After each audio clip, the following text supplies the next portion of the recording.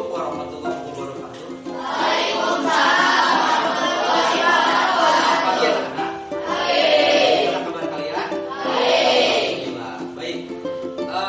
Hari ini kita akan membuat kesepakatan kelas yang tidak lagi itu ada keyakinan atau nilai-nilai keyakinan kelas yang perlu kita tanamkan. Nah, kita sepakati kalian ingin belajar seperti apa, kalian ingin menjalin hubungan bersama teman seperti apa, ya. Nanti kita sepakati hari ini, ya.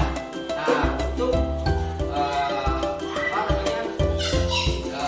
mengumpulkan keyakinan kelas yang ingin kalian tanamkan, yang kita sepakati, silakan kalian menulisnya di kertas post-it yang sudah disediakan. Silakan, selamat bekerja.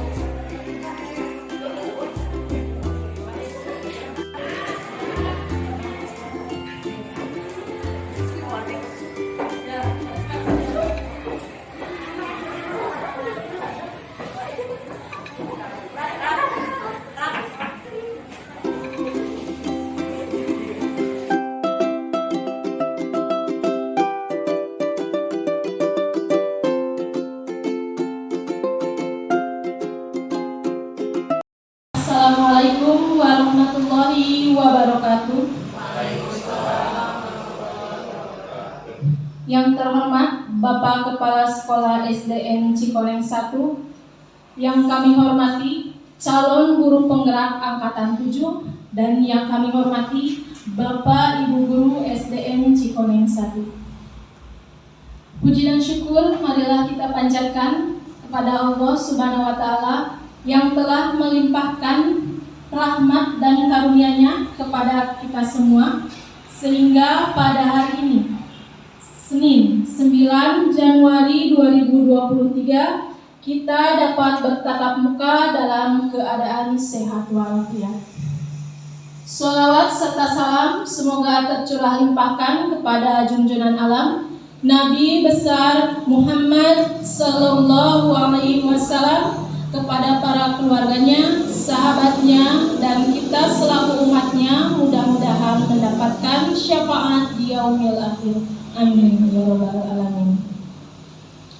Ibu dan Bapak yang saya hormati, izinkan saya Yuyun Yuningsi akan memandu dalam kegiatan acara siang hari ini. Saya ucapkan terima kasih kepada Bapak dan Ibu yang telah hadir dalam acara pengimbasan aksi nyata modul 1.4 tentang berpikir positif yang akan disampaikan oleh calon guru penggerak dari sekolah kita, yaitu Bapak Budi Kartiwa SPD. Bapak dan Ibu yang dimuliakan oleh Allah Subhanahu wa taala, adapun susunan acara pada kegiatan hari ini, yang pertama adalah pembukaan, kedua sambutan dari Bapak Kepala Sekolah SDN Cikoneng 1, yang ketiga penyampaian pengimbasan aksi nyata modul 1.4 tentang berpikir positif, keempat doa, dan yang terakhir kelima penutup. Untuk membuka acara pada hari ini, kita bacakan basmalah bersama-sama. Bismillahirrahmanirrahim. Menginjak acara yang kedua, yaitu sambutan dari Bapak Kepala Sekolah, Bapak Wawan SPD, saya persilakan. Assalamualaikum warahmatullahi wabarakatuh. Alhamdulillahirabbil alamin. Wa bihi nasta'in wa na'udzu billahi min syarri anfusina. Asyhadu an la ilaha illallah wa asyhadu anna Muhammadan abduhu wa rasuluh. Pertama-tama marilah kita panjatkan puji dan syukur kehadirat Ilahi bahwasanya kita pada hari ini bersama-sama dengan calon guru penggerak SDN Cikoneng. Mudah-mudahan selamanya kita mendapat keridhaan Allah Subhanahu wa taala. Amin ya rabbal alamin.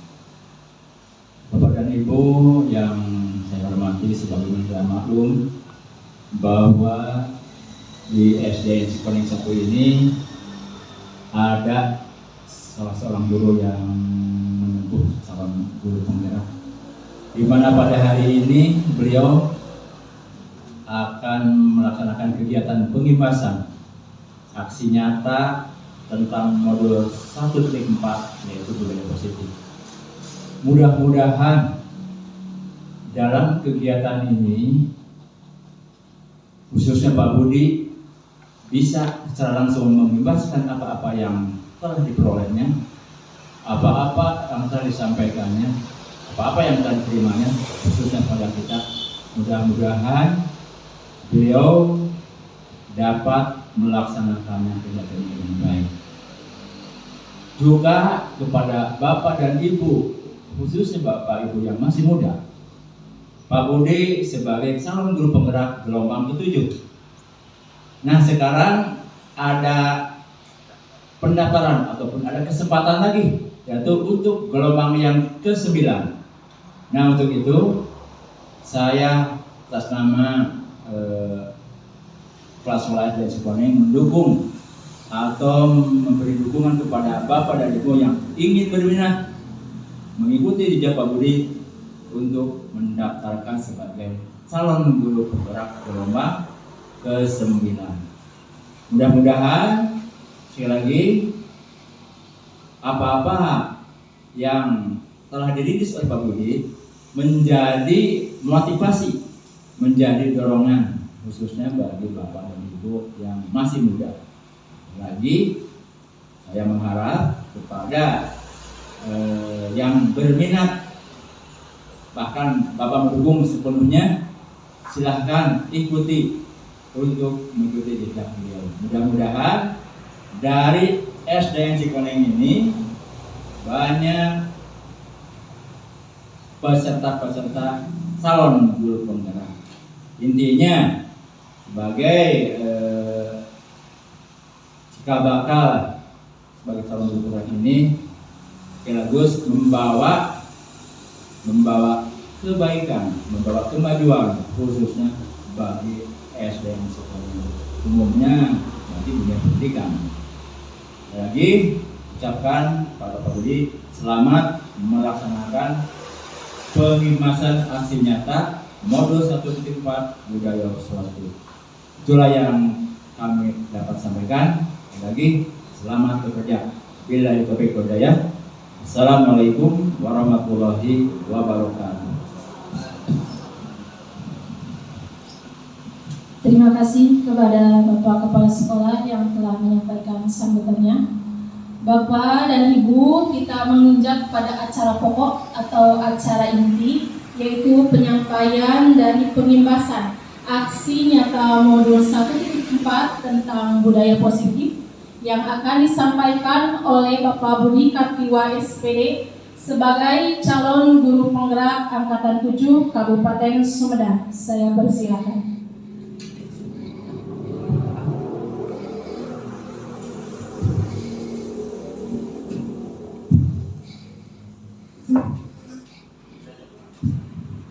Bismillahirrahmanirrahim. Assalamualaikum warahmatullahi wabarakatuh.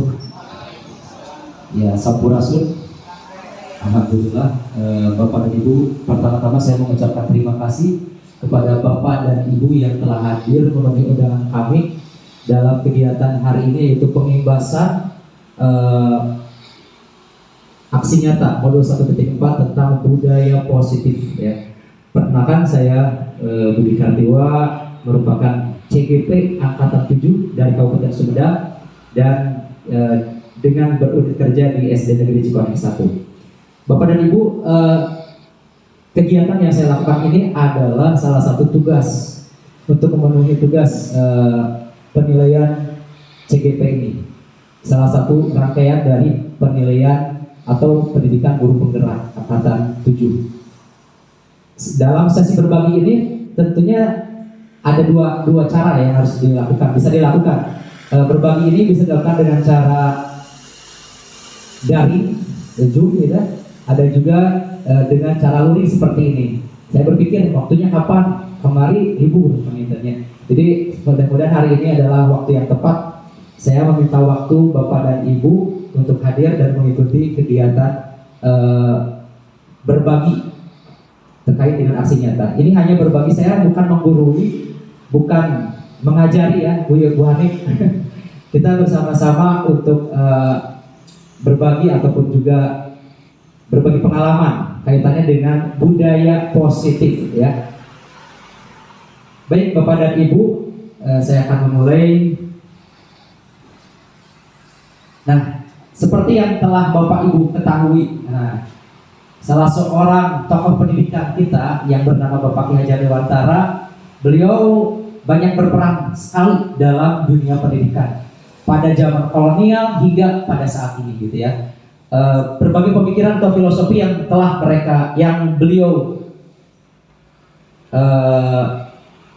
berikan kepada kita ya, kepada bangsa Indonesia ini sangat luar biasa. Salah satu pemikiran atau filosofi Ki Hajar Dewantara adalah seorang guru itu seperti seorang petani katanya, dan mengibaratkan anak didik seperti benih-benih tanaman yang berbeda-beda. Benihnya itu ada benih jagung, ada benih kacang, padi, dan lain sebagainya. Tadi guru dikatakan sebagai seorang petani yang harus yang memiliki tugas untuk menjaga ya, kemudian merawat, menyiangi, memupuk, dan memastikan tanamannya itu sesuai dengan yang diharapkan. Nah, begitu juga dengan para peserta didik kita. Guru sebagai petani. Nah, guru di sini bisa membimbing siswa, mendidik siswa, mengarahkan siswa untuk menjadi lulusan atau orang-orang yang diharapkan oleh kita ke depannya. Nah, ini adalah filosofi yang sangat bagus yang disampaikan oleh Bapak Ki Hajar Dewantara.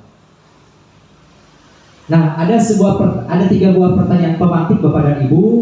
Apakah Anda setuju dengan pernyataan ini? Yang pertama, hukuman dapat mendisiplinkan anak. Setuju atau tidak?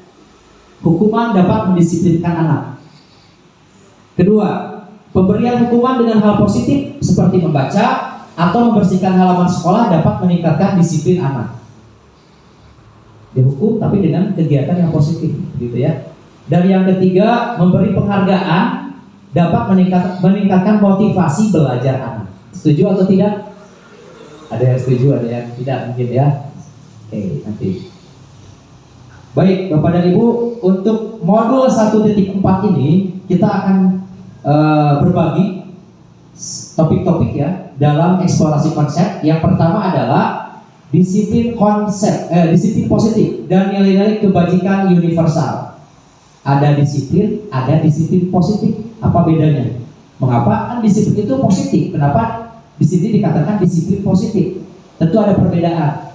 Kalau yang namanya disiplin itu anak melakukan disiplin itu karena tujuan apa? Untuk menghindari apa? Hukuman. Atau juga menghindari untuk memperoleh penghargaan hadiah. Itu disebut disiplin. Jadi disiplinnya bukan berasal dari motivasi diri untuk menjadi atau mendapatkan nilai-nilai yang diharapkan gitu ya. Kalau disiplin positif tentu sudah pasti itu berasal dari motivasi diri sendiri, internal gitu ya. Kemudian nanti kita akan belajar tentang teori motivasi, hukuman, penghargaan, dan restitusi. Istilahnya mungkin dibuat merasa mungkin aneh ataupun juga ada yang sudah mengenal istilah dari restitusi.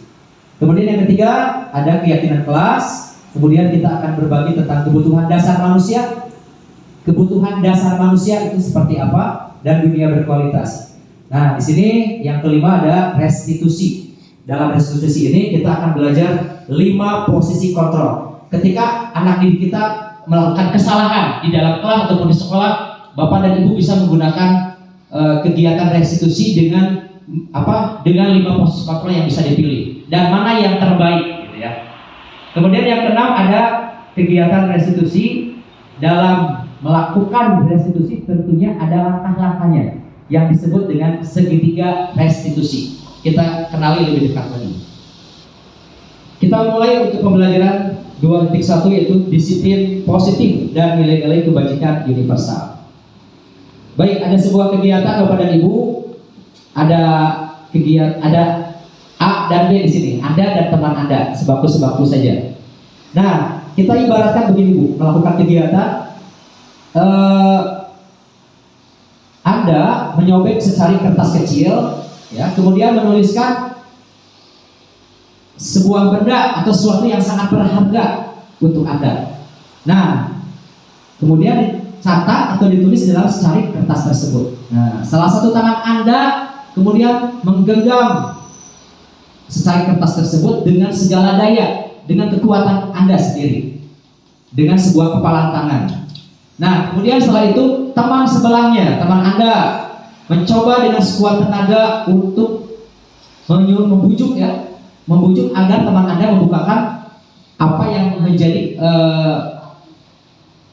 apa yang Anda pertahankan dalam genggaman tangan tersebut. Dengan sebagai cara teman Anda itu meminta untuk membukakan. Coba misalnya Ibu Nati, Bu Nati, kalau Bu Nati punya sesuatu yang menjadi hal yang berharga gitu ya. Apakah Bu Nati akan buka sendiri? Tidak. Sementara teman Bu Nati misalkan membujuk dengan bujukan, ancaman, hardikan, rayuan, suapan misalnya dengan uang. Bu Nati, coba dibuka genggaman tangan Anda gitu. Apakah akan membukanya? Tidak akan membukanya. Jadi kegiatan ini kita akan belajar tentang kontrol atau pengendalian diri gitu ya. Nah, seperti apa? Walaupun dengan berbagai cara teman Anda untuk membukakan kepala Anda, tetapi Anda tetap ya berprinsip untuk tetap tidak membukanya. Ya. Nah, dari kegiatan tersebut Bapak dan Ibu, kita belajar tentang perubahan paradigma, perubahan berpikir, yaitu teori kontrol atau ilusi kontrol atau pengendalian ya. Dikatakan bahwa dalam perubahan paradigma ini, yang pertama ilusi kontrol itu mengontrol murid. Nah, seperti ini Bu. Tadi kegiatan tadi itu sebetulnya bisa dilakukan dengan para peserta didik kita. Apakah murid-murid di kelas kita itu bisa dikontrol oleh kita? Paradigma yang lalu, paradigma awal kita pasti menganggap murid bisa dikontrol oleh kita.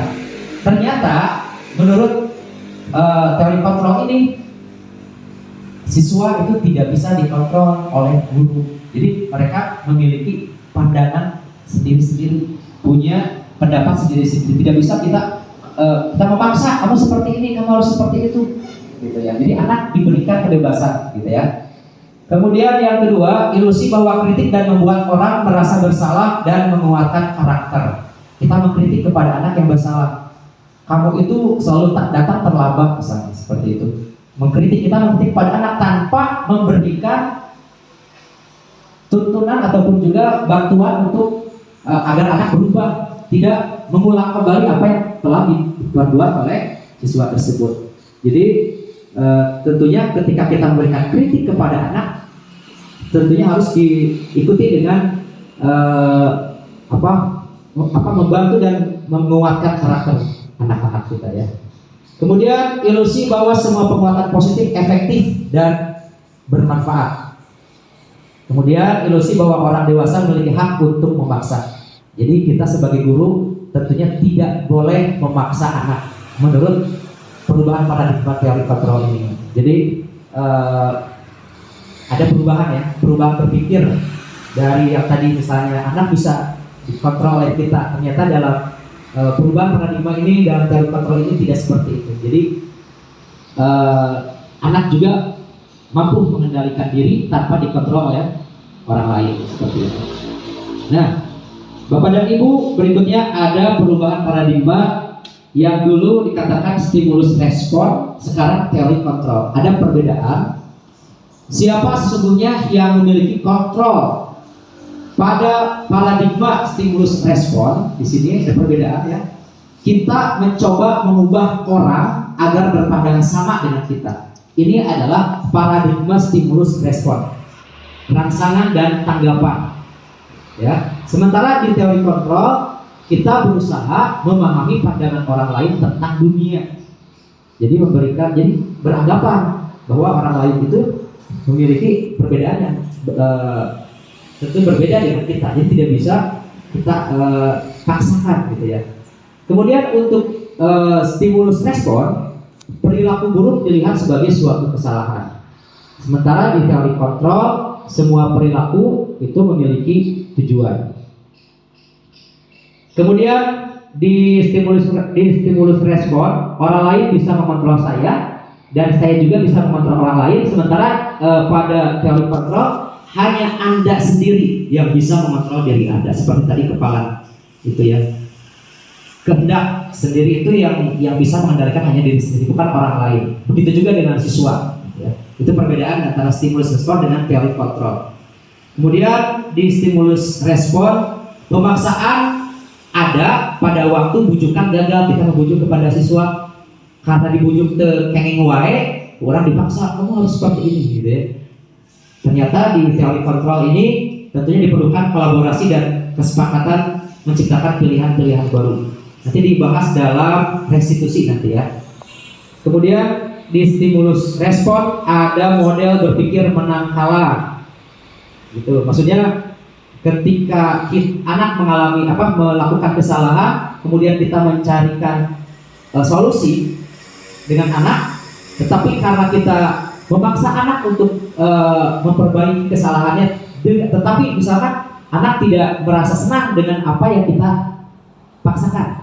Nah, jadi itu model berpikir menang kalah. Seharusnya kita menggunakan model berpikir menang-menang. Jadi ketika kita mencarikan solusi bersama siswa, kita berkolaborasi, berdiskusi bersama siswa, kita tanyakan alasannya mengapa kamu melakukan hal tersebut, mengapa kamu terlambat sekolah, terlambat datang, mengapa kamu tidak mengerjakan PR seperti itu. Kita berdiskusi dengan proses kontrol nanti yang akan saya sampaikan.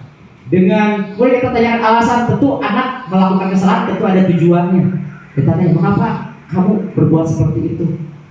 Nah, gitu ya. Kemudian kalau begitu kamu harus seperti apa? Kamu ingin menjadi orang seperti apa? Nilai-nilai apa yang ingin kamu harapkan gitu. Tanggung jawab Pak. Nah, tanggung jawab seperti apa? Apa yang harus kamu lakukan dengan tanggung jawab tersebut? Itu dalam hal memperbaiki kesalahannya. Jadi maksudnya dalam sebagai guru yang mendampingi anak untuk memperbaiki kesalahan, merasa puas gitu ya. Sehingga anak bisa menjadi kembali pada kelompoknya gitu ya. Sementara anak juga akan merasa tenang gitu ya, senang karena sudah diajak berdiskusi dengan guru tersebut. Jadi ini adalah model berpikir menang-menang. Bapak dan Ibu, tadi disiplin positif ini didasari oleh teori kontrol atau teori pilihan yang disampaikan oleh Dr. William Glasser. Bapak Dr. William Glasser mengatakan yang pertama adalah Anda tidak bisa mengontrol orang lain, hanya Anda sendiri yang bisa mengontrol diri Anda. Ya. Kemudian yang kedua adalah semua perilaku itu memiliki tujuan.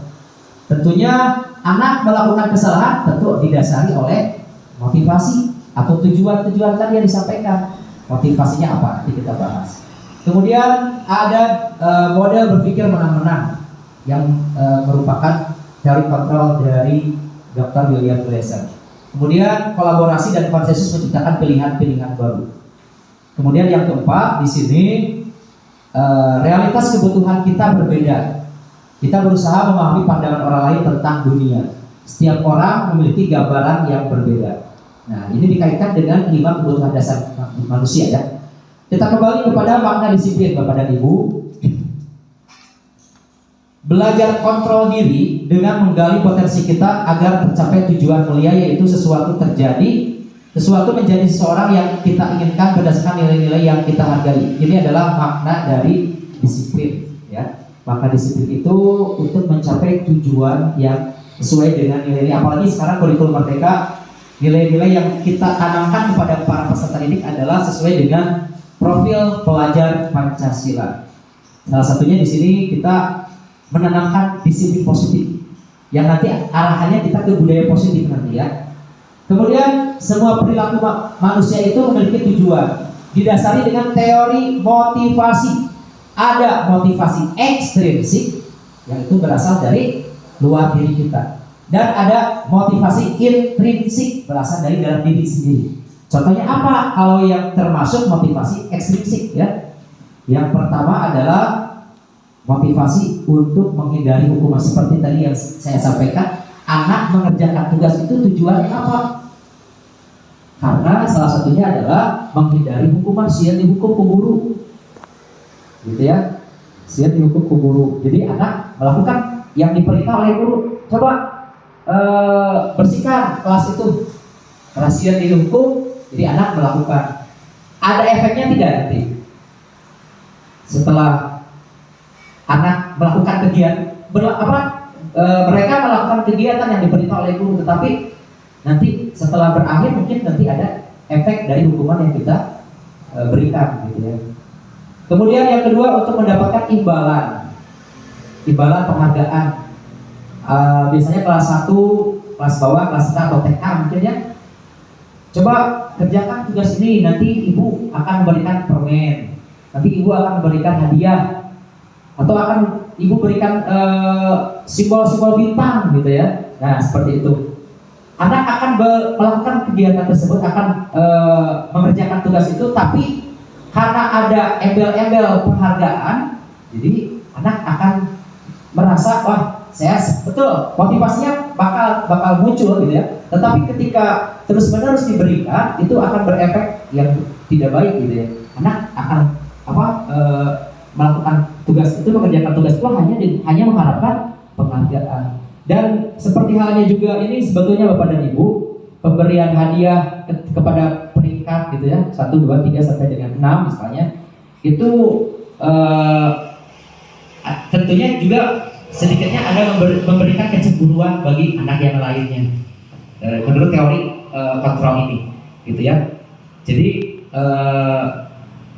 ketika minggu berikutnya misalkan anak melakukan tugas yang sama yang diperintahkan oleh guru, tetapi tidak diberikan penghargaan, nanti anak, wah, hanya cina bapak ibu guru teh kemasihan penghargaan, akhirnya mah cina, gitu kan. Nah, itu dari sisi negatif dari penghargaan.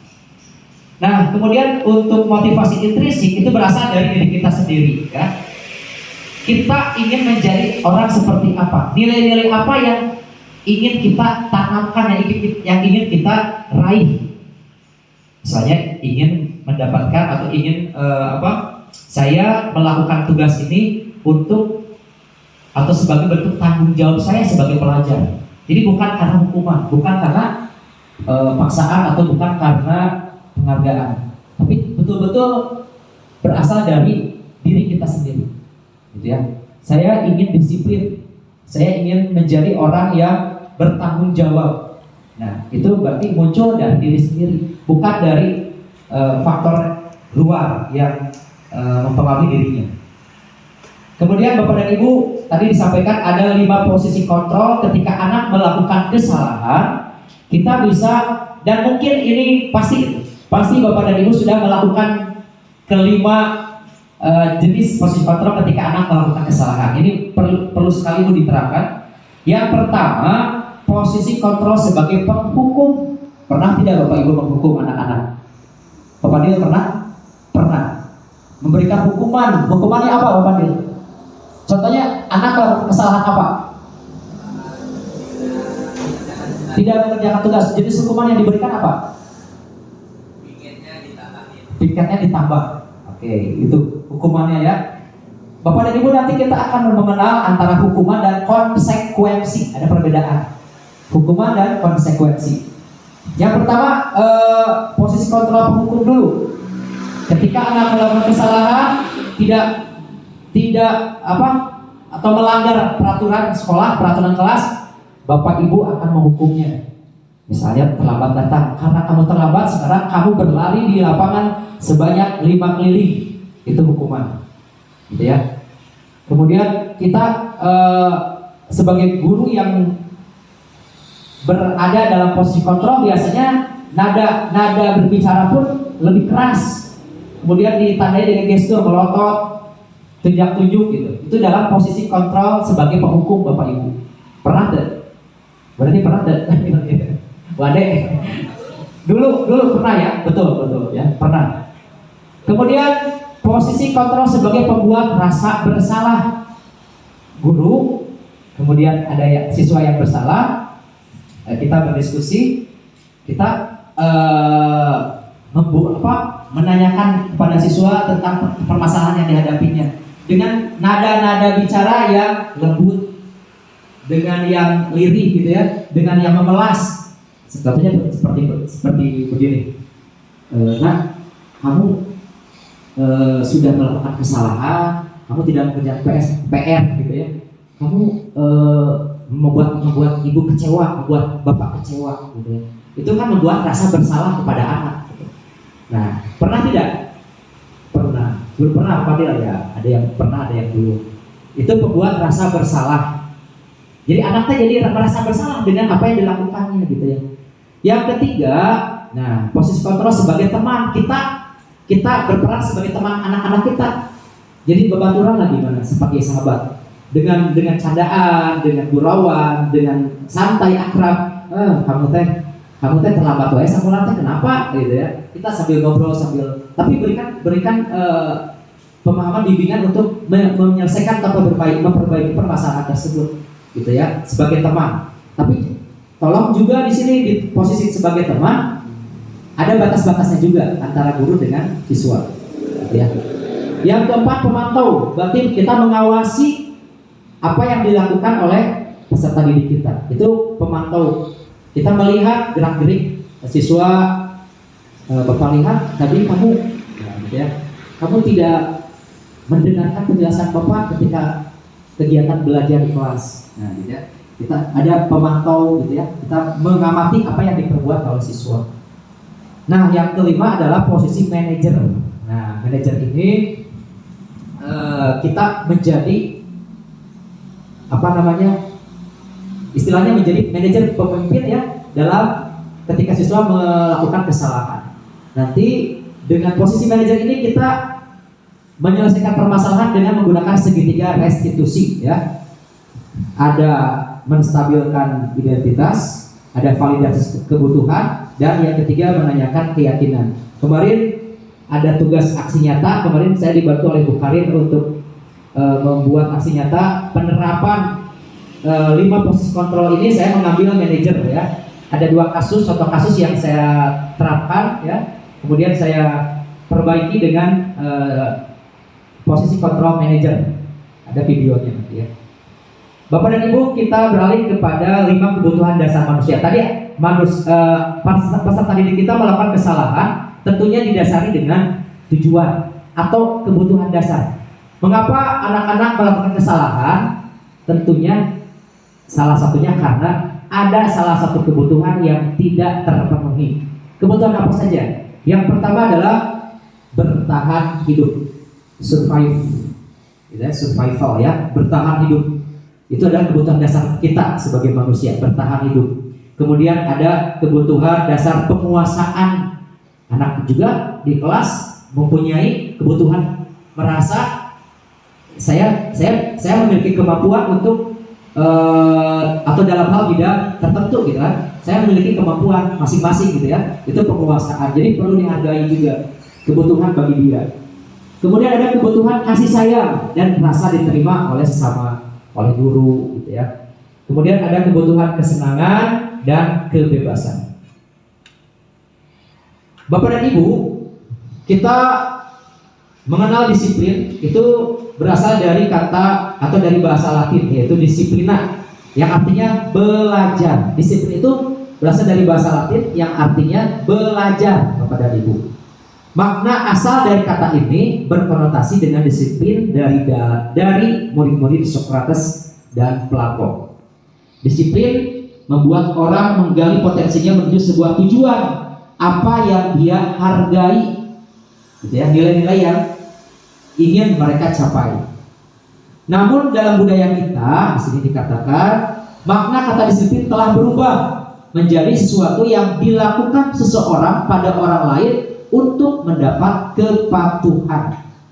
Kecenderungan umum adalah menghubungkan kata disiplin dengan ketidaknyamanan, bukan dengan apa yang kita hargai atau pencapaian suatu tujuan mulia. Jadi disiplin tadi dikatakan untuk menghindari ketidaknyamanan, hukuman tadi, gitu ya. Bukan berasal dari diri kita sendiri untuk meraih nilai-nilai yang diharapkan seperti nilai tanggung jawab tadi, nilai keimanan, nilai kesehatan dan sebagainya.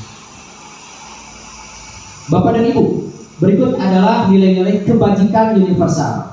Apa itu nilai-nilai kebajikan? Nilai kebajikan adalah sifat positif manusia yang merupakan tujuan mulia yang ingin dicapai setiap individu. Baik itu bersifat universal dan lintas bahasa, suku bangsa, agama maupun latar belakang. Nah, menurut Dr. William Glasser dikatakan bahwa setiap perilaku atau perbuatan itu memiliki suatu tujuan. Nah, dengan menguatkan atau mengaitkan nilai-nilai kebajikan yang diyakini seseorang, maka motivasi intrinsiknya akan terbangun sehingga dapat menggerakkan motivasi dari dalam untuk dapat mencapai tujuan mulia yang diinginkan. Nah, sesuai dengan profil pelajar Pancasila yang kita tanamkan dalam kurikulum Merdeka, ya, kita sudah paham, ya, sudah hafal nilai-nilai yang terdapat pada profil pelajar Pancasila. Di antaranya yang pertama adalah beriman, bertakwa kepada Tuhan Yang Maha Esa dan berakhlak mulia. Yang kedua adalah mandiri, kemudian ada bernalar kritis, berkebinekaan global, bergotong royong dan kreatif. Tentunya dari nilai-nilai ini ada elemen-elemen juga yang ada di dalam sikap-sikap apa atau nilai-nilai apa yang ada dalam misalnya beriman, bertakwa seperti apa, mandiri dan sebagainya, ya. Kita beralih kepada pembelajaran kedua, yaitu teori motivasi, hukuman dan penghargaan serta restitusi. Tadi dikatakan motivasi eksternal itu apa saja? Untuk menghindari ketidaknyamanan atau hukuman. Apa yang akan terjadi apabila saya tidak melakukannya? Pasti mendapat hukuman. Bagaimana? Apa yang akan terjadi jika saya sebagai siswa misalnya tidak melakukan apa yang menjadi suatu peraturan kelas? Pasti ada hukuman. Untuk itu siswa tersebut menghindari ketidaknyamanan dengan melakukan apa yang ada dalam peraturan tersebut. Yang kedua adalah untuk mendapatkan imbalan dari orang lain. Apa yang akan saya dapatkan apabila saya melakukannya? Jadi saya tadi bagi ngerjakan PR, sangkan dihukum atau sangkan mendapatkan penghargaan ranking, misalkan saya ingin ranking pertama, saya harus lebih berbeda dari teman-teman yang lain. Nah, itu tujuan eksternalnya, motivasi eksternalnya. Sementara di motivasi internal itu berasal dari diri sendiri. Saya akan menjadi orang yang seperti apa bila saya melakukannya. Tadi ya, terkait dengan nilai-nilai tadi, tujuan. Nah, kita ke restitusi, Bu, ya, restitusi. Bapak dan Ibu, di sini ada definisi dari restitusi, yaitu proses menciptakan kondisi bagi murid untuk memperbaiki kesalahan mereka sehingga mereka bisa kembali pada kelompok mereka dengan karakter yang lebih kuat. Jadi tadi saya mengatakan ketika anak melakukan kesalahan, gelut atau anak ngerjakan PR, pokoknya mereka tidak patuh pada peraturan kelas atau keyakinan kelas, kita lakukan restitusi. Proses menciptakan kondisi bagi murid untuk memperbaiki kesalahan. Kita perbaiki kesalahan murid tersebut, ya, sehingga murid tersebut bisa kembali kepada kelompok mereka, bisa kembali lagi kepada dengan teman-temannya, hubungan komunikasi dengan teman-temannya bisa berjalan kembali normal, ya, tidak ada permusuhan, tidak ada dendam seperti itu ya, dan dengan karakter yang lebih kuat. Kemudian Bapak dan Ibu, restitusi juga merupakan proses kolaboratif kerjasama ya, yang mengajarkan murid untuk mencari solusi untuk masalah mereka. Jadi kita tawarkan, kita beri kesempatan kepada murid untuk mencari solusinya. Tawarkan, kamu sudah berbuat salah, kira-kira kamu harus seperti apa sekarang? Kamu akan melakukan apa? Nanti anak akan berbicara. Dan ketika anak melakukan kesalahan, kita tidak boleh bertanya alasan-alasannya di depan siswa yang lain. Kita ajak siswa untuk berbicara secara langsung tatap muka, face to face gitu ya, di ruangan kita. Dan kita tanyakan alasan. Tentunya anak mempunyai alasan-alasan ketika melakukan kesalahan. Kita tanyakan alasan. Kita beri kesempatan dengan nada yang lembut, dengan nada yang tidak seperti penghukum tadi ya. Apalagi penghukum itu anak akan merasa ketakutan gitu ya. Tapi kita dengan posisi kontrol tadi, manajer tadi gitu ya. Jadi di sini dengan restitusi ini kita membantu murid untuk mencari solusi untuk permasalahannya, kemudian berpikir tentang orang seperti apa yang mereka ingin ya menjadi tujuan mulia, dan bagaimana mereka harus memperlakukan orang lain. Ini akan kita diskusikan dengan anak-anak kita yang melakukan kesalahan, sehingga mereka bisa memiliki karakter yang kuat kembali dan bisa kembali kepada kelasnya gitu, kelompok mereka. Ada 9 ciri restitusi Bapak dan Ibu. Yang pertama, bukan untuk menebus kesalahan ya, tetapi untuk belajar dari kesalahan ya. Kemudian untuk memperbaiki hubungan, apalagi anak berkelahi ya. Dengan restitusi ini kita upayakan anak bisa menjalin hubungan yang baik, memperbaiki hubungan keduanya gitu ya. Yang ketiga, tawaran. Restitusi ini merupakan tawaran, bukan paksaan. Nanti kita akan berdiskusi, ngobrol dengan anak. Apa yang sebaiknya kamu lakukan? Coba, kamu mau seperti apa? Kamu mau bagaimana gitu ya? Anak akan berkata, berpendapat. Kita bimbing gitu ya, kita tuntut. Kemudian restitusi menuntut untuk melihat ke dalam diri ya, ke dalam diri anak. Nilai-nilai nanti yang diharapkan itu terkait dengan nilai-nilai atau kesadaran pada diri anak itu ya. Yang kelima, restitusi mencari kebutuhan dasar yang mendasari tindakan. Kita tanya tadi kan, anak melakukan kesalahan itu apa dasarnya, tujuannya apa? Tadi mungkin saja ada salah satu kebutuhan dasar yang tidak terpenuhi, kita tanyakan pada siswa tersebut. Yang keenam, restitusi diri adalah cara yang paling baik. Bukan kita langsung menjudge, kamu itu salah, kamu sudah sudah datang terlambat, atau misalnya kamu sudah, padahal di sini sudah ada peraturan kelas, tidak boleh memakai sepatu yang berwarna putih, harus berwarna hitam. Ketika ada anak yang memakai sepatu warna putih, itu kan merupakan pelanggaran juga, kesalahan. Anak, ketika kita menghukum karena kamu salah, sekarang kamu misalnya berdiri di depan kelas dengan satu kaki gitu ya. Itu posisi kontrol hukum. Jadi untuk restitusi ini adalah cara yang paling baik, apalagi dengan posisi kontrol manajer. Kemudian yang ketujuh, restitusi fokus pada karakter ya. Nanti yang diharapkan anak itu ada perubahan karakternya ya, bukan pada tindakan ya. Berikutnya, restitusi fokus pada solusi ini ya, yang di garis bawah, fokus pada solusi. Jadi kaitan dengan karakternya ya. Anak ingin menjadi seperti apa gitu ya. Ingin menanamkan nilai-nilai seperti apa. Yang kesembilan, restitusi mengembalikan murid yang berbuat salah pada kelompoknya. Jadi supaya anak dengan teman yang lain bisa akrab kembali, bisa berkomunikasi kembali seperti biasanya gitu ya. Tidak ada permusuhan kembali. Kita beralih kepada keyakinan kelas Bapak dan Ibu ya. Mengapa tidak peraturan saja? Mengapa harus keyakinan kelas? Bapak dan Ibu, di sini ada 3 pertanyaan. Yang pertama, mengapa kita memiliki peraturan harus menggunakan helm bila mengendarai kendaraan roda 2? Alasannya apa? Bu Ade, alasannya apa? Betul, untuk melindungi diri itu berarti alasan atau keyakinan menurut Ibu Ade ya untuk melindungi diri. Ada tidak di antara Bapak dan Ibu? Saya memakai helm itu karena takut ditilang ke polisi. Itu motivasi eksternal teh dari hukumannya. Nah, itu adalah contoh dari peraturan. Mengapa tidak peraturan saja? Mengapa harus keyakinan kelas? Yang kedua, mengapa kita memiliki peraturan 3M? Menggunakan masker, mencuci tangan, dan menjaga jarak.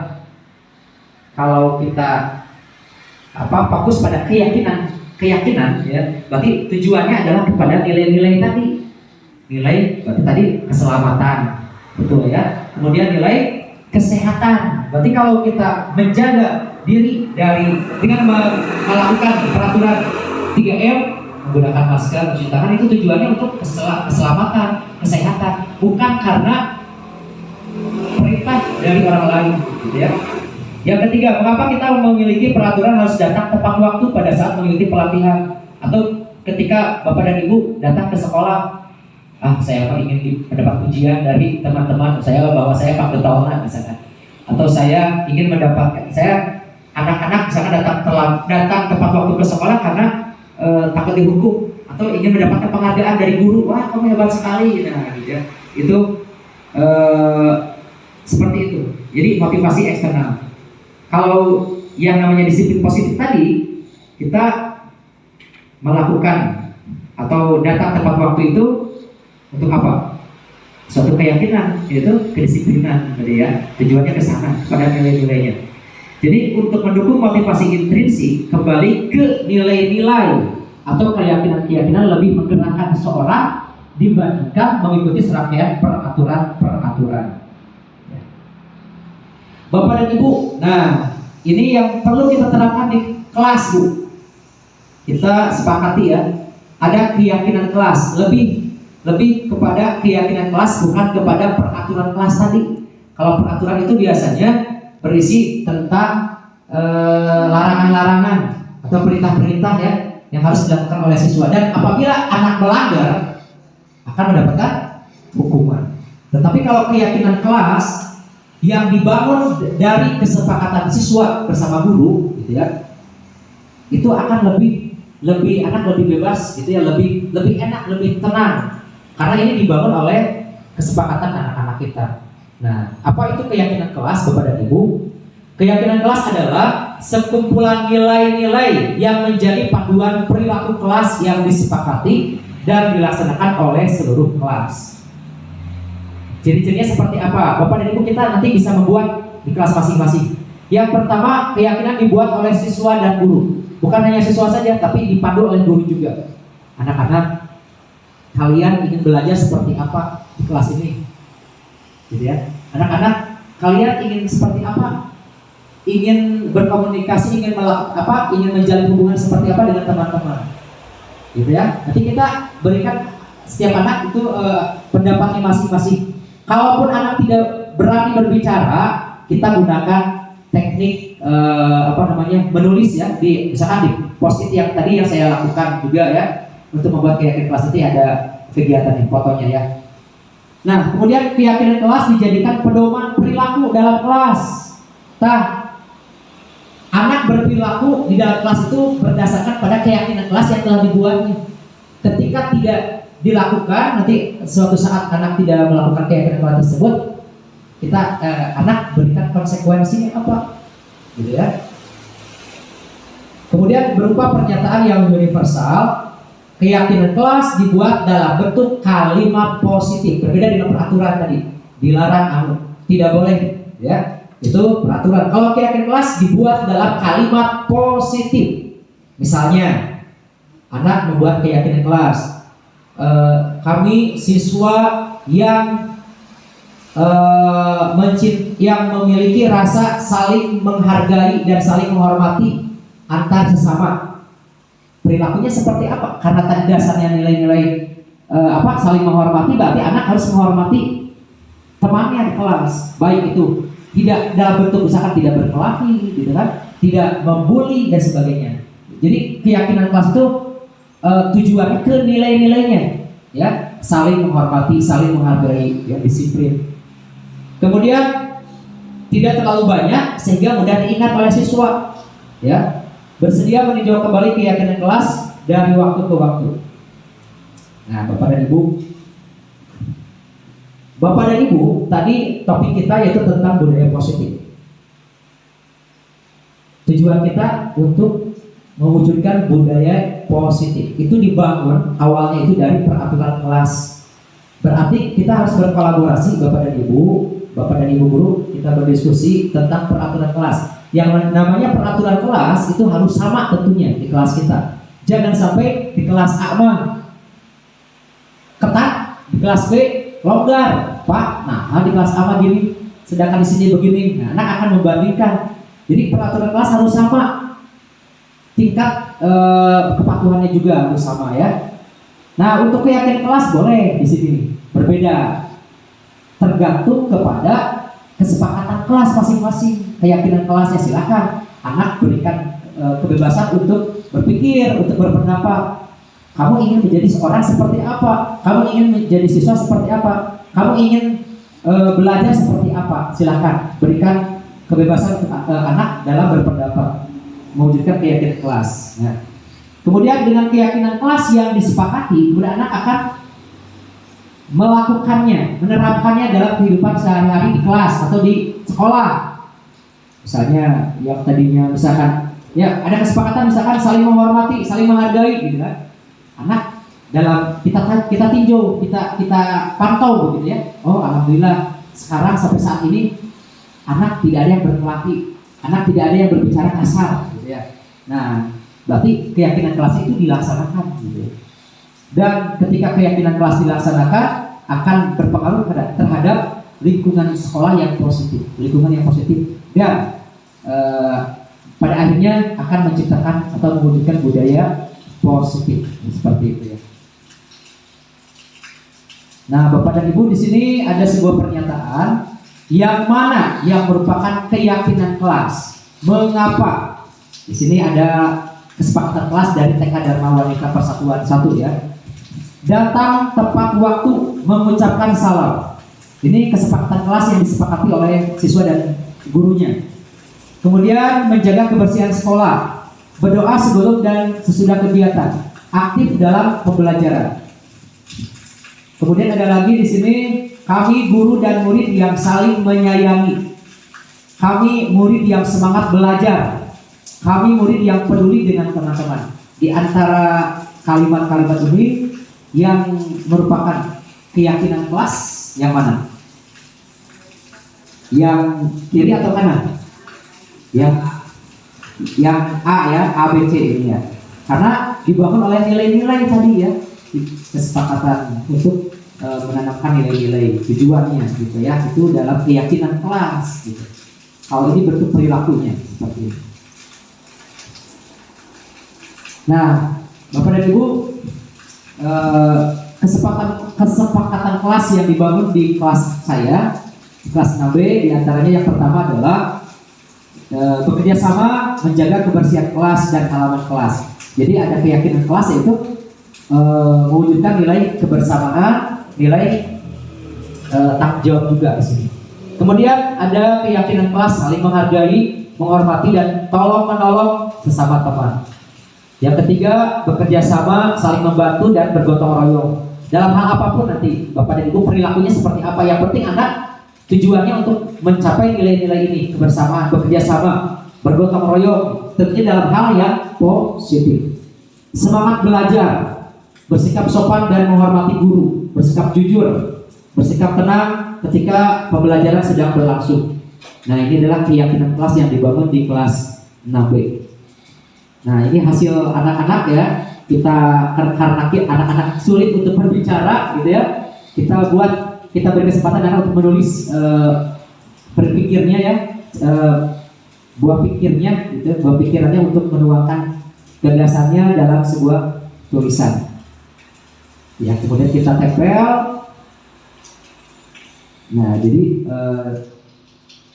terbentuk kesepakatan atau keyakinan kelas gitu ya. Nah, Bapak dan Ibu, kegiatan pendalaman keyakinan kelas kita menggunakan tabel T, B, dan tabel Y. Ini tabel T, Bu. Ini tabel Y. Maksudnya apa? Kita melihat setelah keyakinan kelas dibentuk, kita tinjau, kita amati perilaku siswa, gitu ya. Kita lihat di sini. Misalnya untuk menilai keyakinan kelas saling menghormati atau rasa hormat. Ketika kita mendengar anak kita, siswa kita, misalnya ada satu orang berbicara, yuk saya bantu kepada teman yang lain, atau kita bisa menyelesaikan ini bersama. Terima, tolong ya. Atau anak mengucapkan permisi kepada teman yang lain. Atau ketika anak membutuhkan sesuatu untuk dipinjam kepada temannya, dia tidak langsung menyebut. Biasanya gitu kan anak-anak, ambil.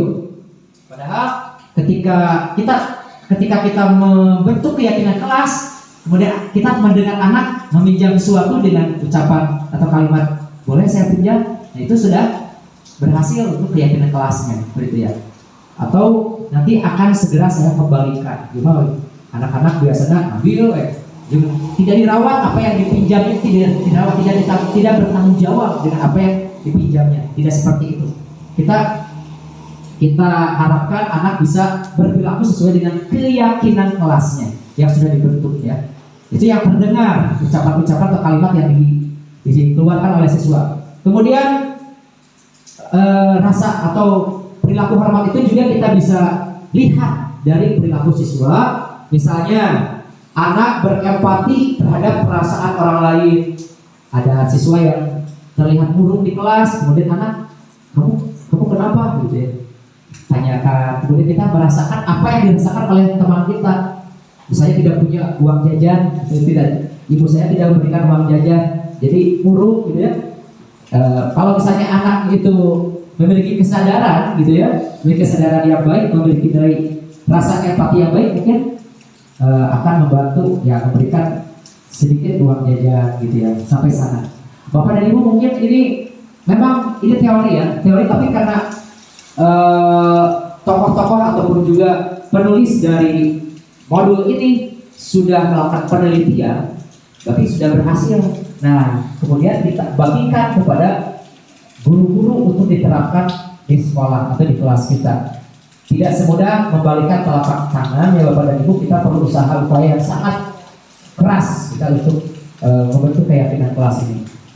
Kemudian Bapak dan Ibu di sini untuk berperilaku ya. Misalkan siswa berperilaku tersenyum ramah ketika bertemu dengan Bapak Ibu guru. Pernah dirasakan tidak Pak Rijal? Ketika Pak Rijal bertemu siswa di manapun, di dalam kelas ataupun di luar kelas, di sekolah, di luar sekolah, ketika bertemu dengan siswa, apakah siswa berperilaku ramah atau tidak? Ya, berperilaku ramah gitu ya. Apalagi ketika kita membangun kesepakatan atau keyakinan kelas, terus tanamkan ya, anak akan terbiasa gitu ya. Jadi tersenyum ramah, memberikan salam hormat, berjabat tangan gitu ya. Kemudian memberikan ruang bekerja, postur tubuh yang tenang gitu ya, meletakkan tangan di dada, saling gitu ya. Ketika anak bertemu dengan guru, kita budayakan kembali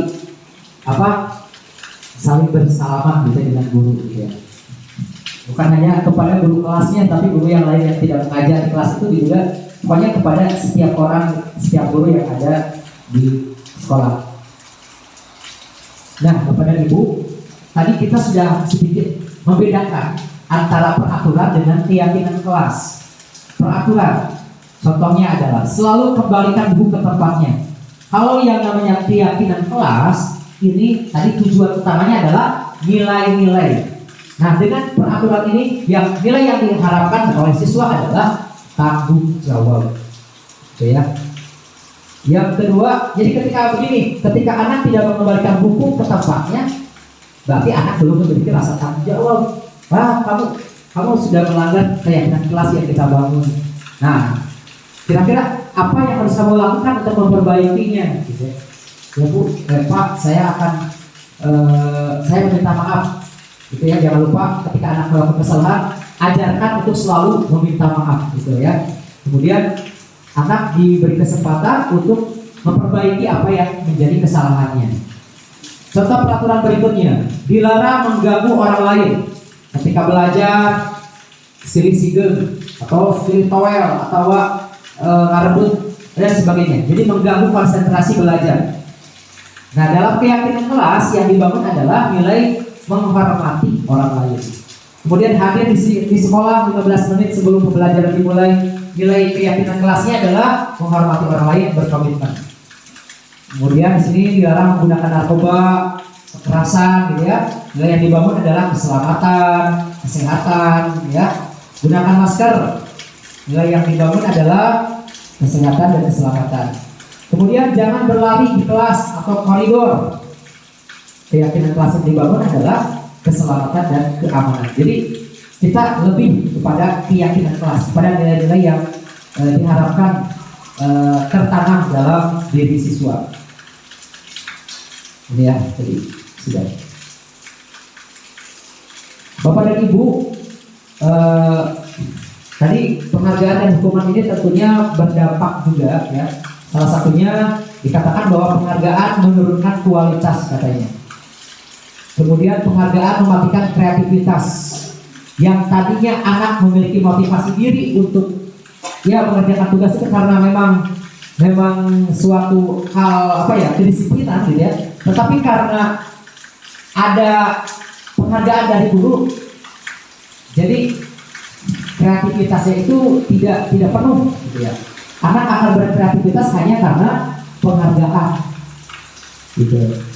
Kemudian penghargaan mematikan motivasi intrinsik, tadi yang motivasi yang berasal dari diri kita sendiri gitu ya.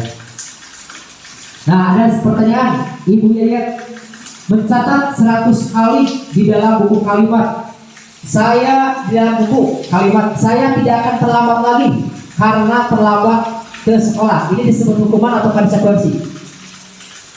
Menurut Ibu, mencatat 100 kali di dalam buku kalimat ini, saya tidak akan terlambat lagi siswa teh. Hukuman atau konsekuensi? Hukuman, kita lihat nanti. Kemudian Ibu Adenur, lari mengelilingi lapangan basket 2 kali karena terlambat hadir di sekolah. Hukuman atau konsekuensi? Hukuman, kita lihat. Yang ketiga, Ibu Sipa, murid diminta untuk push up 15 kali karena tidak menggunakan masker ke sekolah. Hukuman, oke.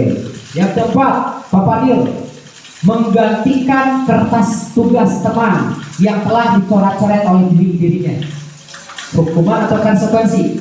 Konsekuensi, kita lihat. Ibu Rani, membersihkan tumpahan air di meja tulis karena tersenggol pada waktu belajar.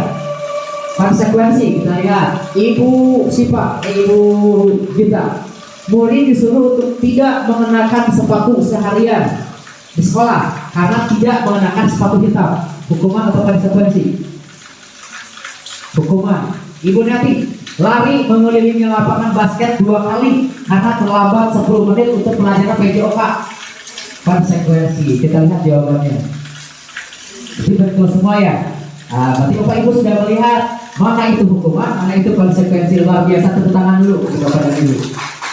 Ya, ini ya. Mengapa Pak di sini lari mengelilingi lapangan basket 2 kali karena terlambat 10 menit untuk pelajaran PJOK disebut konsekuensi. Sementara di sini ada tindakan juga di sini push up kaitannya dengan olahraga ya, push up 15 kali karena tidak menggunakan masker. Tidak ada hubungannya, betul ya. Kalau ini mungkin dalam pelajaran PJOK yang paling ya. Karena terlambat 10 menit ya kan itu pemanasannya gitu. Itu konsekuensi bagus ya. Nah, ada perbedaan antara hukuman dan konsekuensi.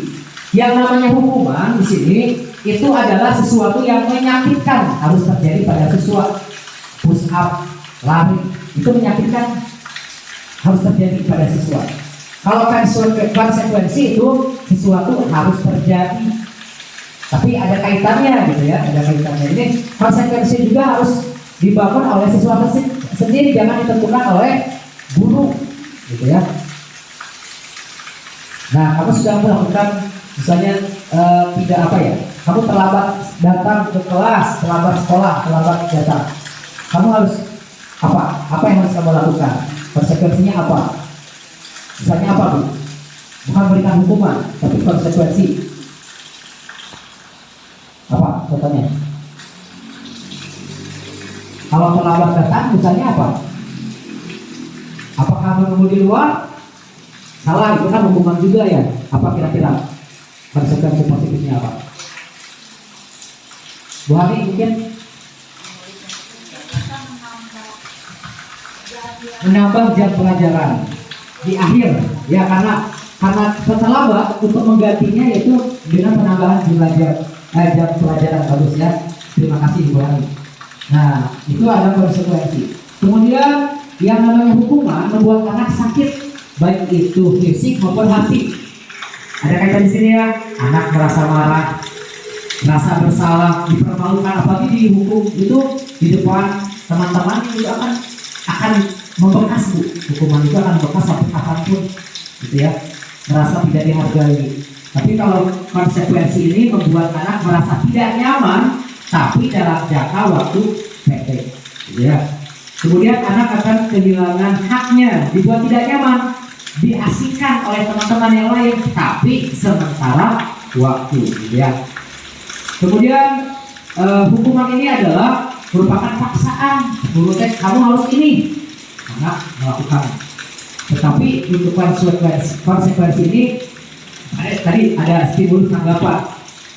Stimulusnya rangsangannya tadi anak kan tidak melakukan kesalahan, kemudian kita berikan alasannya apa, kita tanyakan alasannya apa, tanggapan dia apa, kemudian kita berusaha untuk membantunya untuk mencari solusinya. Ini konsekuensi ya, jadi dari konsekuensi. Kemudian mendorong anak menyakiti diri sendiri ya, mendorong anak agar mudah menyelesaikan diri. Nah, Bapak Ibu, ini adalah perbedaan antara hukuman dengan konsekuensi. Ya. Sedikit lagi ya Bapak Ibu, kita beralih kepada kebutuhan dasar manusia. Menurut Abraham Maslow dalam teori hierarki, beliau mengatakan bahwa kebutuhan manusia memiliki 5 kebutuhan dasarnya ya, yaitu kebutuhan fisiologis, keamanan, cinta, harga diri, dan aktualisasi diri. Yang pertama adalah kebutuhan fisiologis, yaitu kebutuhan yang paling mendasar. Kebutuhan ini disebut juga sebagai kebutuhan pokok atau primer, seperti makan, minum, pakaian, dan tempat tinggal. Ini adalah disebut kebutuhan fisiologis. Minum, kebutuhan pakaian, dan tempat tinggal, kebutuhan primer ya. Kemudian yang kedua adalah kebutuhan rasa aman, ya, rasa terlindungi, gitu ya. Yaitu kebutuhan yang menempati posisi kedua dari hierarki Maslow. Tadi kebutuhan primer tadi, kebutuhan fisiologis. Yang kedua adalah kebutuhan rasa aman, yang meliputi kebutuhan keamanan dan perlindungan dari bahaya fisik dan emosi. Setiap manusia memiliki kebutuhan rasa aman. Yang ketiga kebutuhan sosial, yang meliputi kebutuhan kasih sayang. Perlu kasih sayang dari bapak ibu guru, dari teman-teman ya. Kemudian memiliki rasa memiliki ya, bersosialisasi, penerimaan dan persahabatan. Anak memiliki hak untuk diterima oleh teman-temannya, oleh kelompoknya, oleh kita sebagai gurunya, gitu ya. Itu masuk kepada kebutuhan sosial. Kemudian ada kebutuhan penghargaan. Di sini dijelaskan bahwa kebutuhan penghargaan ini meliputi faktor-faktor internal seperti harga diri. Setiap orang punya harga diri. Jangan sampai diinjak-injak, ya. Jangan sampai dihina. Ya. Kemudian otonomi, prestasi, serta faktor-faktor eksternal seperti status, ya, pengakuan dan perhatian. Ini masuk ke dalam kebutuhan penghargaan. Ada lagi kebutuhan aktualisasi diri, yang mencakup kebutuhan untuk mengembangkan potensi yang ada pada diri sendiri, kebutuhan untuk meningkatkan kemampuan diri, serta kebutuhan untuk menjadi orang yang lebih baik. Ini adalah kebutuhan aktualisasi diri. Nah, kita ke posisi kontrol. Bapak dan Ibu, di sini ada 5 posisi kontrol Ya, ada 5. Yang pertama, posisi kontrol sebagai penghukum, pembuat orang bersalah, teman, pemantau, manajer. Ada ciri-cirinya. Boleh Bapak Ibu nanti praktekkan di kelas, gitu ya. Dalam posisi kelima, posisi kontrol ini tentunya dibedakan, ya. Yang pertama ada identitas gagal, kontrol dari luar. Nah, tadi tujuan daripada siswa melakukan kesalahan itu yang pertama misalnya menghindari hukuman. Kemudian Bapak dan Ibu guru melakukan posisi kontrol terhadap siswa, ya. Di sini karena tujuannya menghindari hukuman, posisi kontrol yang dilakukan adalah sebagai penghukum dan pembuat orang bersalah. Kira-kira ini positif atau negatif? Negatif ya, kurang tepat, apalagi dengan penghukum. Ciri-cirinya seperti apa Bapak dan Ibu? Yang pertama untuk penghukum, menghardik, menunjuk, menyakiti, menyendir itu pada anak kita. Itu posisi kontrol sebagai penghukum. Kemudian ada kalimat begini, kalau kamu tidak melakukannya, awas ya. Nah, itu contohnya kalimat yang diucapkan. Rasakan guru ke siswa seperti itu. Kemudian hasilnya bagaimana? Memberontak, menyalahkan orang lain, berbohong. Anak kan gitu ya, kalau ditanya menyalahkan orang lain, berbohong, gitu ya. Itu hasilnya negatif berarti ya. Kemudian kaitan dengan dunia berkualitas, murid meletakkan guru di luar dunia berkualitas. Kemudian murid berkata pada posisi kontrol penghukum, biarkan saja, nanti juga marah-marah lagi kepada siswa, gitu ya. Ada guru naik gitunya, harus polot. Kemudian dampak bagi murid ya untuk posisi penghukum ini, mungkin anak akan tetap mengulangi kesalahan lagi, gitu ya. Ini yang identitas gagal, gitu ya. Yang kedua, membuat orang merasa bersalah. Tadi ciri-cirinya seperti apa Bapak dan Ibu? Berceramah dan mengatakan seharusnya kamu ini seperti ini, gitu ya. Ibu kecewa dengan perilaku kamu, jadi membuat anak bersalah. Kemudian guru berkata, kamu seharusnya, kamu sudah tahu, ibu telah berkali-kali mengatakannya, ibu stres, gitu ya. Ini sebagai pembuat orang merasa bersalah. Jadi jangan seperti itu, gitu ya. Yang ketiga, hasilnya adalah menyembunyikan, menyangkal, berbohong, pastikan ayatnya.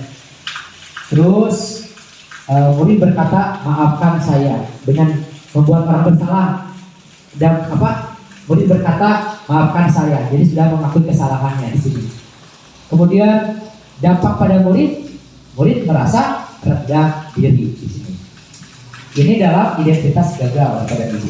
Kemudian ada posisi kontrol yang masuk ke dalam identitas yang berhasil atau sukses, yaitu dengan menerapkan posisi kontrol sebagai teman dan pemantau. Apa saja ciri-cirinya? Untuk teman di sini, membuatkan alasan-alasan untuk muridnya. Ini guru berbuat, gitu ya. Membuatkan alasan-alasan. Kemudian, ayolah lakukan demi bapak, lakukan demi ibu. Apa tidak terjadinya? Itu teman. Masa kamu tidak mau? Ingat ibu, ingat tidak? Ibu pernah bantu kamu. Gitu ya. Kamu bisa tidak menyelesaikannya? Nanti ibu bantu. Itu kan sebagai teman, ya, sebagai sahabat, gitu ya. Dengan akrab gitu situasinya. Kemudian nanti hasilnya anak akan ketergantungan, ada ibu yang bantuan, ya. Itu posisi dari teman, gitu ya. Murid meletakkan guru sebagai orang yang sangat penting.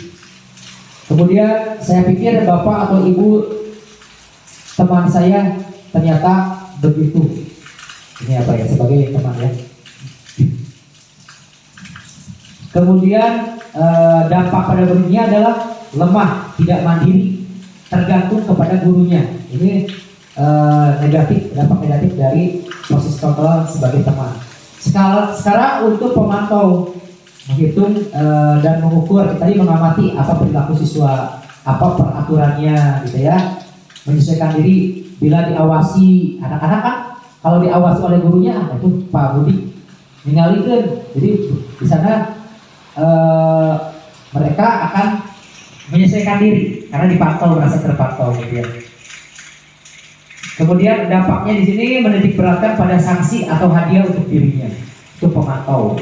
Nah, tadi dikatakan satu posisi kontrol yang apa bagus dilakukan oleh seorang guru ketika memperbaiki kesalahan anak, yaitu dengan posisi sebagai manajer. Tadi guru berkata mengajukan berbagai pertanyaan-pertanyaan gitu ya, alasan-alasan mengapa kamu melakukan hal itu gitu ya. Silakan berikan kebebasan anak untuk menyatakan pendapatnya gitu ya. Nanti di sini ada segitiga restitusi ya Bu ya nanti. Kemudian apa yang kita yakini, apa yang bisa kamu kerjakan untuk memperbaiki masalah ini, kita tawarkan tadi. Tawarkan kepada anak, kamu ingin bagaimana, kamu ingin memperbaikinya seperti apa gitu ya. Kemudian hasilnya menguatkan pribadi anak, karakter anak gitu ya. Kemudian dampak dari murid adalah mengevaluasi diri, bagaimana cara memperbaiki diri. Itu apa solusinya, itu keluar dari pikiran anak sendiri ya. Kita bantu anak akan lebih nyaman, lebih tenang gitu ya. Nah, kalau tinggal di sini ada pernyataan. Contoh, ada kalimat, saya kecewa sekali dengan kamu. Ini posisi kontrolnya apa? Coba tadi yang belum ya apa? Sebagai merasa bersalah, kita lihat. Yang kedua, Ibu Hani, kamu tidak pernah benar melakukannya. Diucapkan ketika menjadi posisi kontrol sebagai penghukum. Oke. Ketiga, Ibu Farijal dulu, Farijal. Ayolah, lakukan demi bapak, demi ibu. Sebagai teman, oke. Kemudian, apakah kamu mau mendapatkan stiker bintang hari ini, Ibu Yayat? Sebagai apa ini? Sebagai posisi kontrol apa? Kalau ada kalimat, apakah kamu mau mendapatkan stiker bintang hari ini? Apa? Gak apa-apa Bu, apa?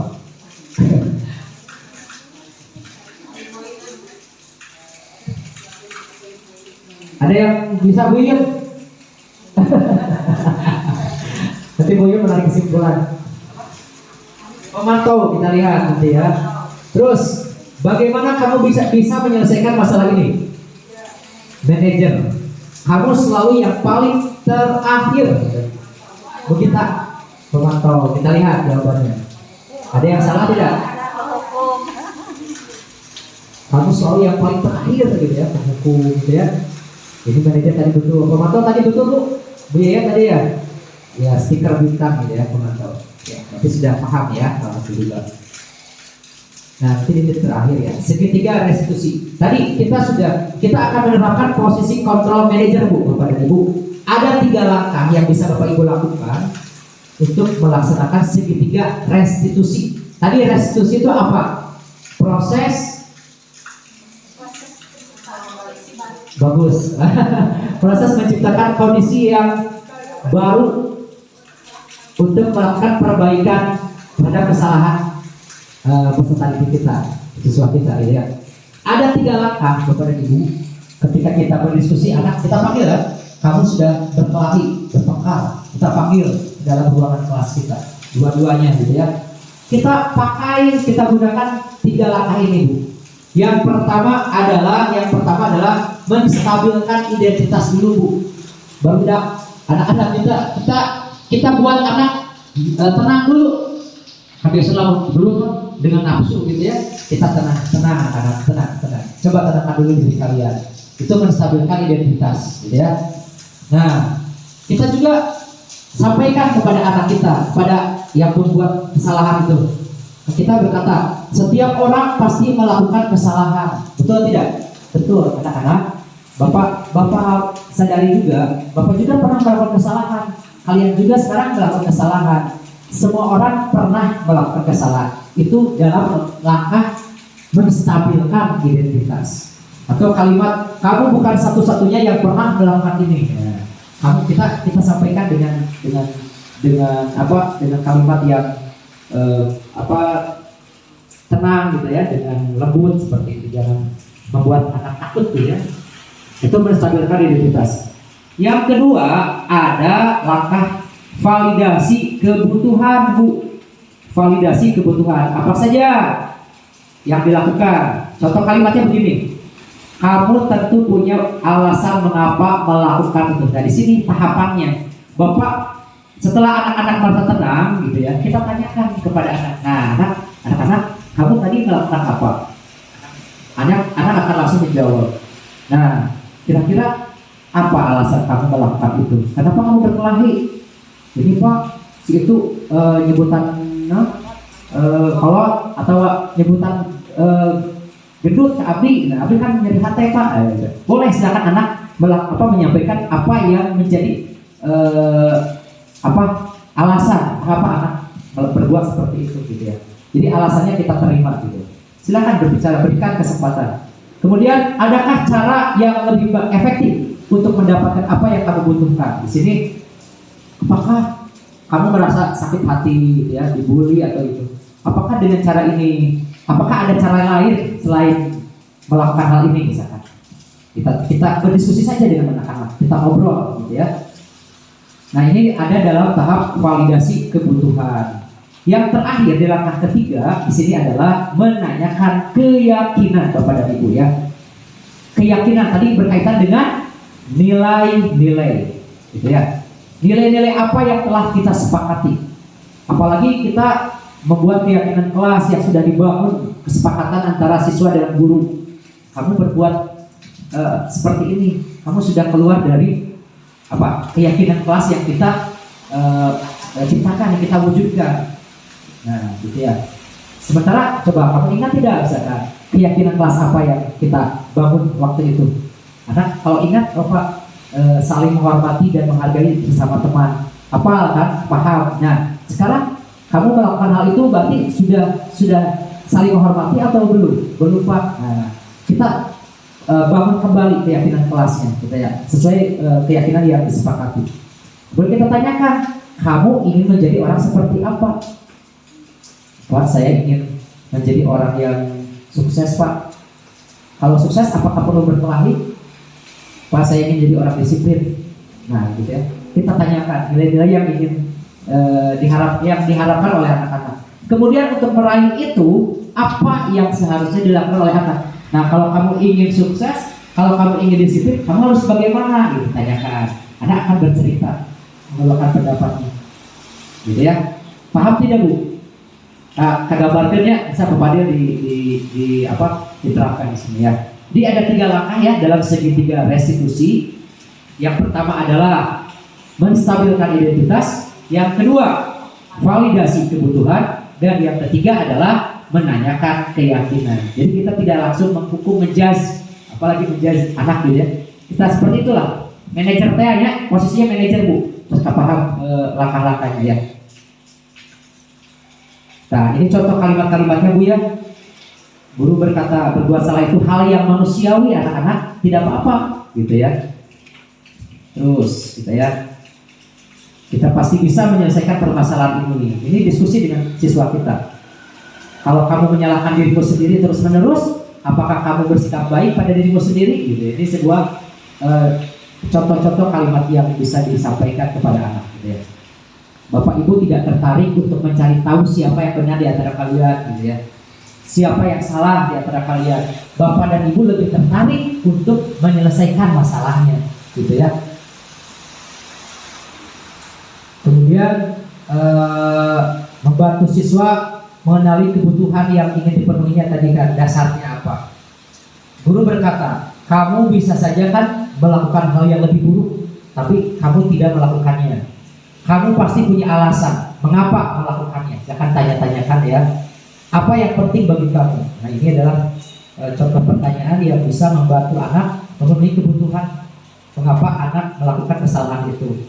Apakah kemudian membantu siswa mengenali kebutuhan yang ingin dipenuhinya.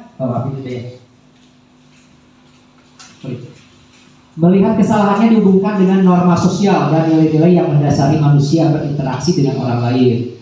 Guru berkata, apa nilai yang kita percaya di kelas atau di sekolah kita? Kita tanyakan, kelas yang ideal itu seperti apa sih, gitu ya? Kelas yang kamu dambakan itu seperti apa, gitu ya? Kamu ingin jadi anak seperti apa? Kita tanyakan kepada siswa, gitu ya. Ketika kita ajak ngobrol untuk berdiskusi menyelesaikan permasalahan, gitu ya. Nah, kepada ibu, alhamdulillah penyampaian aksi nyata modul 1.4 untuk materi budaya positif, Bu Yun ya, budaya positif bukan berpikir positif, sudah disampaikan dengan lancar, ya.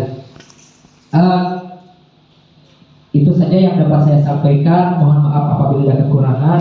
Mungkin saya beri kesempatan bagi Bapak dan Ibu untuk memberikan tanggapan terkait dengan materi atau pengalaman, berbagi pengalaman yang sudah Bapak lakukan terkait dengan materi budaya positif ini. Budaya positif ini berarti kita bangun terutama oleh siswa, kan ya, oleh siswa untuk menjadi suatu kebiasaan, menjadi budaya, ya, budaya yang ada di sekolah kita. Tentunya dibangun dari tadi keyakinan kelas kita, ya. Terima kasih. Mungkin Bapak dan Ibu ada yang ingin disampaikan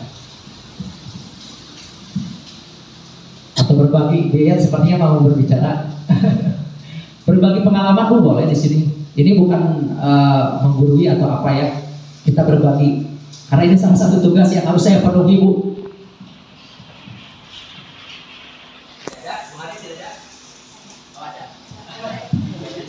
Silakan depan, ke depan.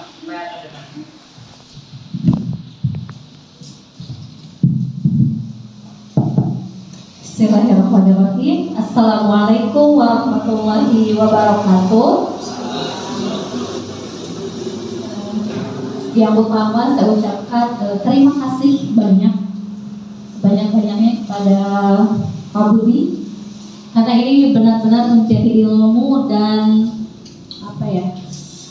pengalaman untuk saya untuk diterapkan di kelas, bahwasanya mulai saat ini saya harus sering berdiskusi mungkin dengan anak, tidak menjudge anak, kemudian juga tidak semata-mata memberikan hukuman begitu saja, tapi mulai saat ini berdiskusilah untuk menciptakan satu keyakinan kelas. Namun untuk hal ini pula, karena siswa kelas rendah sebetulnya ketika diajak berdiskusi itu tidak mudah mereka untuk bisa mengeluarkan ide dan gagasan, mengungkapkan berbagai hal yang ada dalam pikirannya. Tentu saja di sini saya dituntut untuk menciptakan satu metode-metode agar bisa menstimulus anak mengungkapkan apa yang mereka inginkan. Kemudian yang kedua, mohon maaf sekali, saya baru terpikir barusan, pada akhirnya saya selaku pribadi tetap mengambil hukuman, tetap mengambil penghargaan, dan juga tetap menerapkan diri sebagai seorang manajer. Artinya kenapa? Mohon maaf, narasumber aja.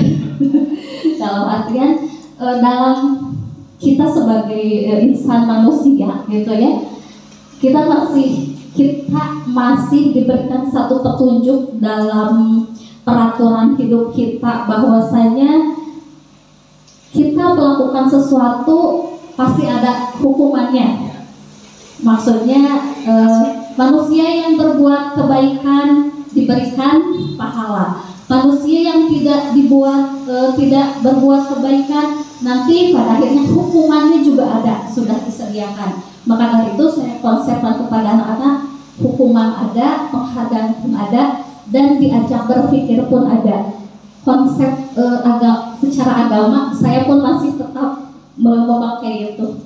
Gitu. Jadi tidak semata-mata menghapuskan hukuman, nggak boleh, penghargaan nggak boleh. Kemudian kita satu-satunya mengambil saja sistem diskusi keyakinan kelas, enggak. Mohon maaf, dalam hal ini saya masih mengambil hukuman, oke. penghargaan dia dan manajerial akan benar-benar saya pelajari ke depannya. Terima kasih sekali lagi. Wabillahi taufiq wal hidayah. Wassalamualaikum warahmatullahi wabarakatuh. Terima kasih kepada Bu Hani yang telah memberikan tanggapan ya terkait dengan 5 posisi kontrol tadi ya Bu ya. 5 posisi kontrol untuk kelas rendah Bapak Ibu tentunya berbeda karakteristik peserta didik di kelas rendah berbeda dengan karakteristik peserta didik di kelas tinggi gitu ya. Jadi mungkin untuk manajer itu cukup sulit dilakukan di kelas rendah, tapi Bu Hani tetap akan memberikan hukuman dan juga penghargaan. Itu boleh saja Bu Hani mungkin ya, karena hukuman dan hukuman dan penghargaan itu asal diberikan secara bijak Bu Hani ya. Kita tidak sampai membuat anak berefek negatif bagi anak gitu. Kita sesuaikan saja seperti itu. Terima kasih Bu Han atas tanggapannya. Mungkin itu saja yang dapat kami sampaikan. Mohon maaf Bapak dan Ibu mengganggu waktunya sudah sampai 1 jam lebih ya. Mudah-mudahan kebaikan Bapak dan Ibu dibalas oleh Allah Subhanahu wa taala. Amin ya rabbal alamin. Saya kembalikan kepada pembawa acara.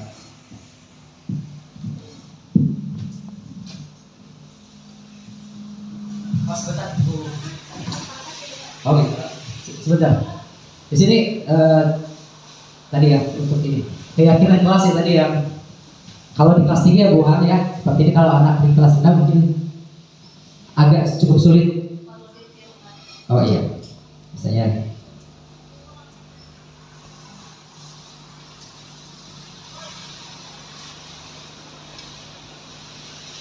ya, jadi sebelumnya kita berikan dulu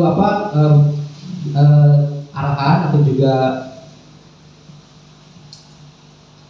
bimbingan kepada siswa ya terkait membangun keyakinan kelas gitu ya. Sebentar.